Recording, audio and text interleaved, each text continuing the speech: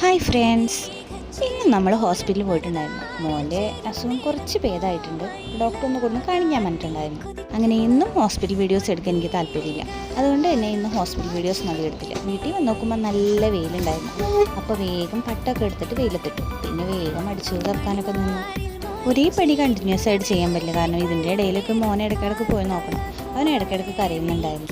ഉമ്മമ്മയും മോനും കൂടിയിട്ട് ഉമ്മർത്തിരുന്ന് കളിക്കുകയാണ്. അതുകൊണ്ട് വലിയ ബുദ്ധിമുട്ടൊന്നുമില്ല. ഈ സമയം കൊണ്ട് അവൻ്റെ കഞ്ഞിയൊക്കെ ആയിട്ടുണ്ടായിരുന്നു.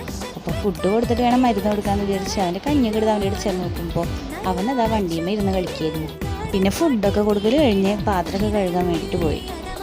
ആധുനിക സൗകര്യങ്ങളൊന്നും ഇല്ലാത്തത് കാരണം നമ്മൾ കൊണ്ടിട്ട് വേണം കഴുകാൻ. വെള്ളം മുക്കി വയ്ക്കണം, അങ്ങനെ കുറേ ഇഷ്യൂസ് ഉണ്ട്.